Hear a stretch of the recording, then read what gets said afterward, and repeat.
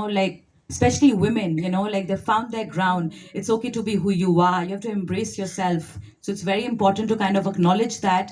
And she's given that to us. And a personality and icon who's relevant across 5 generations. 5 generations. That's something. We still dance, like on Rambaho or Shan Se or, it's like Dam Maro Dam. So, yes, that's an enigma, and she hasn't had a boring life. Well said, Shruti. Thank you. There you go. Really, not boring at all. I'm just a regular person, and I can find I can find lots of happiness and lots of things that happen, like uh, getting out of the airport and somebody came up to me and was staring at me like, I hope all of you can see I'm quite a comedian as well. If I don't get a job as a singer, somebody will call me up as a comedian or what do they call it today, stand-up comedians. I've been doing About it. She could have done that, and she does it. And she does it. She said, if I wouldn't have pursued music, I could have been a stand up comedian. And you guys know better by now, like you've seen it. Yeah. So she can make you laugh in ways you can't even imagine. Yes, especially this one. I mean, it's not that I think or I feel that everybody should know me or they know me. I'm the first person actually when I get introduced to you or something, you take my telephone number, I always say Usha Uthup at the end, or I'm Usha Uthup or hi, I'm Usha. Yeah, so this person at the airport kept looking and looking at me and saying,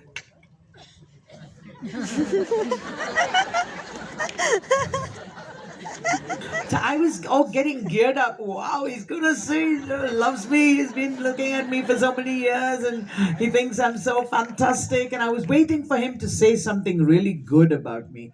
He looked at me, Shubha Mudgal. Now that's really funny because I can tell you something. She's such a dear friend of mine. I immediately phone her up because there are so many people who tell me that they've been listening to me since they're maybe about 90-year-old or 100 years old people who tell me that they heard me when they were in school. So that's really exciting, yeah? But there are so many people who come and tell me after a long time, मैं आपके सबसे बड़ा fan हूँ, आपका गाना है ना, आपके सावन कितना अच्छा गाना है. So before I used to clarify and say that's not my song, it's sung by Shubha Mudgal.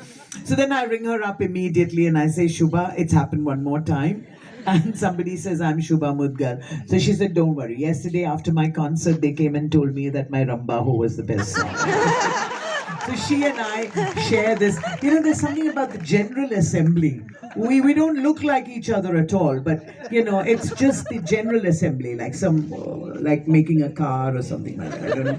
And so there are lots of happy moments like this for me when people come up to me and say, if you understand Bengali, then some people come up to me after a long, I'm walking and I need a little bit of help, so I take the help, and then they look at me and they say, একটু বয়স হয়ে গেছে না, which means, oh, you become a little old, isn't it? I get so I get so funny at that time. I said, বয়স হোগা তেরা বাপ. Yeah, well, yo.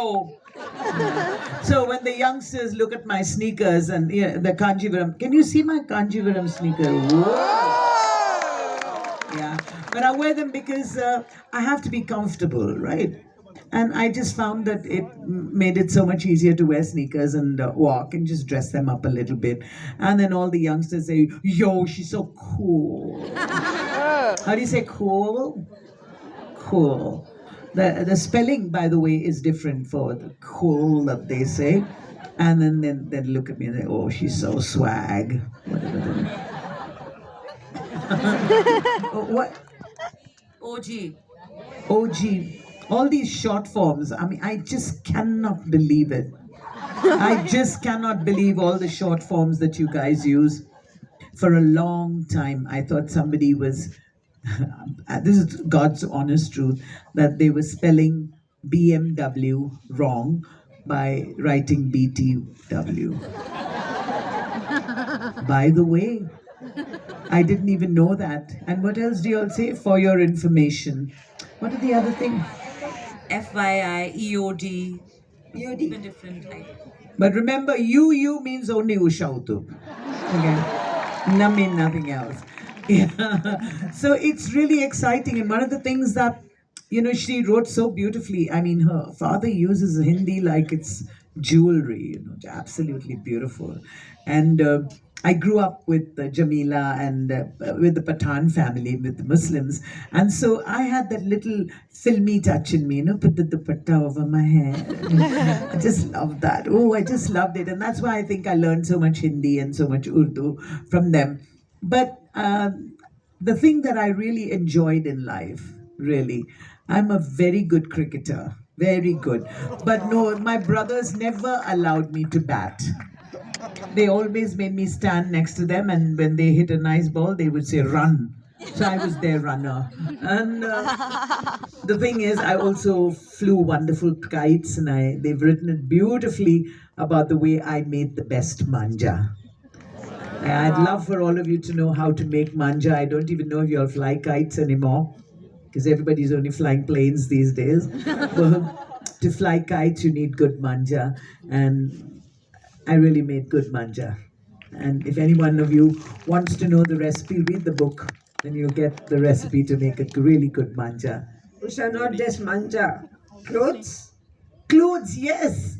Oh my goodness. My father never gave me any pocket. Those days, 2 rupees, 1 rupees, what's with them? Why did they give me so little, I wonder? I got 50 paisa. Okay.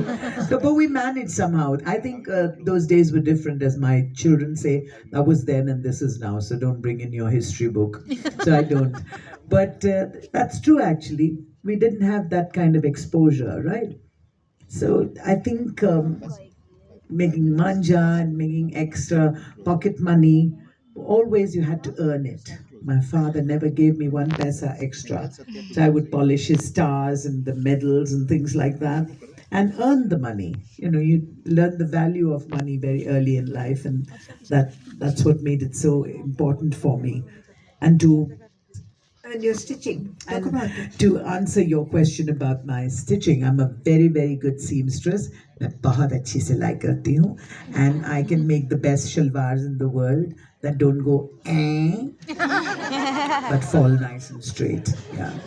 So I learned how to make good shalwar kameezes, and I stitched and I sold frocks to Rajendra Kumar's daughter. Can you imagine?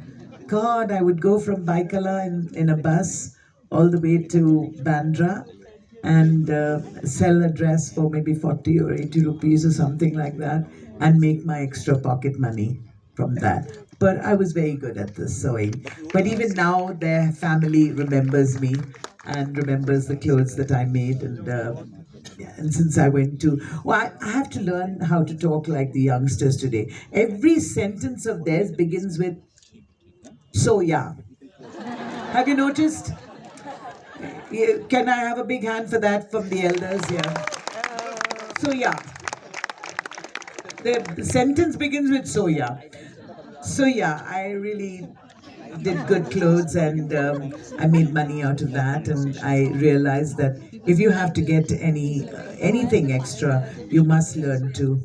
Story in the book where it's like she had got like a new set of it's like how we as kids I mean get like stitched clothes for a festival and stuff.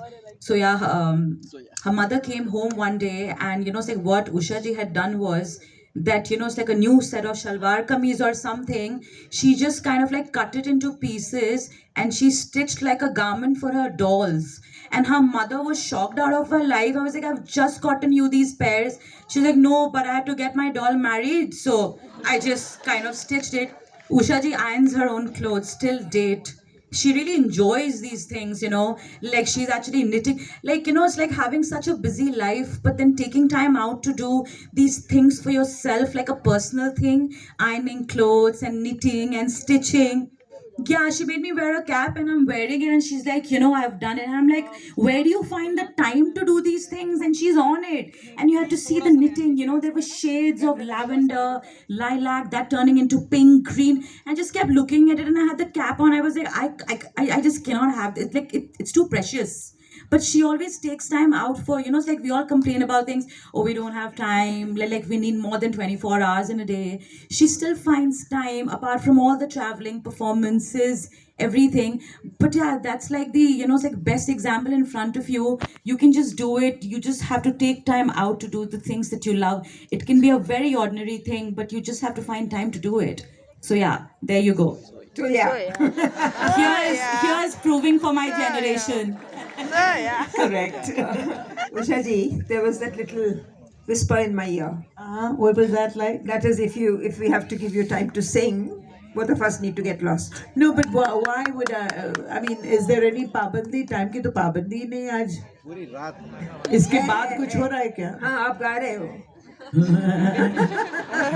अगर even if you didn't, I'm so shameless, really. I get invited to do motivational speeches and everything, and I talk, and then people enjoy the talk, and then I tell them how to, get over the. I tell the young girls, don't cry over and don't read different lines into what your husband is saying, and start a fight. Don't do that. I'm talking to them and saying, why do women have to read in between the lines all the time? Most of our fights, I think all the ladies, we all know where the whole blueprint of a fight, yes? You know that if you say something, that's going to happen, and then if there is that person going to say something, you're going to say something. So I learned very early. This is one incident I'd like to tell all of you. I was married, say, 5 days, and we had our first major fight. It was a wonderful fight, really. And I asked my husband, what's happened to us? We don't communicate. We're not even talking. Why are you angry with me? And then he put the newspaper down and he said, okay, talk. Talk. Talk. So that's where it is. I mean, why do we have to read in lines, If if the other partner feels that everything is just okay, you don't have to talk. You don't have to start a fight for that. You don't have to keep saying the same thing. Ladies, I want all of you to know that it's really quite a waste of time, because I got angry and sad and miserable for myself. I left the room, banged the door, and walked out of the house, and I walked around Auckland Square. Every 2 seconds, I was looking back to see whether he was coming, or he wasn't. He never came. I did 2 rounds of Auckland Square, and I went back home quietly. So if you're going to go back home quietly and sleep with the same guy, then what's the point in fighting? Why so much time to fight when there's so little time to love? What do you say? Yeah. Yeah, lovely. Oh, men. I think. Tables have turned, the all has shifted. Yes, but I think it's really important for, and the time has come when we women really, we just have to take things in our hand. Just remember that we can spoil it all. Really, we can make it so beautiful, but we can spoil it as well, because say on the 15th anniversary, this is one of my, I know you're standing there, but it doesn't matter. 15th anniversary, I'm singing in Madras, Taj Coromandel. This is a quick one, actually, because my husband doesn't talk. And everybody asks me, how do you remember everything that your husband talks? I said, because 54 years we've been married, and he may have spoken about 100 words. So, if you can remember so many songs, then you can remember everything he said. But I do, and this is God's honest truth, I never bluff about Johnny, because everything that I say about him is 100% true. If you ever saw a man outside and he talks the way I'm talking just now, you'll know this is Johnny, my husband. Yeah. So 15th anniversary, singing at Taj Coromandel, the whole audience is saying, fantastic, Usha, you're just brilliant. You come back home and he says, what about the coffee? Or what about the tea? And he keeps you rooted, completely grounded, and you're just fantastic that way. So it was my anniversary, so I went to Thangamaligai and bought myself a thali, which I still wear. It's my own money. I bought it with my money, and I gave it to him, and I said, please put it. It was on a haldi wala thread, the manyakaira. And I said, please put it. He was lying in the bed, and of course reading newspaper, and BBC was on, or some commentary was on, I don't know what. And I said, John, it's our anniversary, please put this around my neck. So he took like, like a tennis or like a basketball. And that's the way he put it around my neck. I said, yeah, let's manao Suhagrat. And he said, don't be silly. So that's the story of our lives, ladies and gentlemen. Ladies especially. Don't read meanings into it. It's okay. I mean, I've survived 54 years, you will too. So don't worry about it. Just don't read meanings into something the other person does mean. Men are from Mars. And we are from Venus. Behind every successful man is a woman, and behind every successful woman is a woman herself. That's all. That's all. So even if you didn't ask me to sing, I was going to sing. But before I sing, I want Rinta to come up over here and give me that bag wherever it is. I need to say something. A big thank you. Normally, the guests where you go, I mean, they give you something. But I'm the person who's always giving something because I am so grateful to them and to all of you.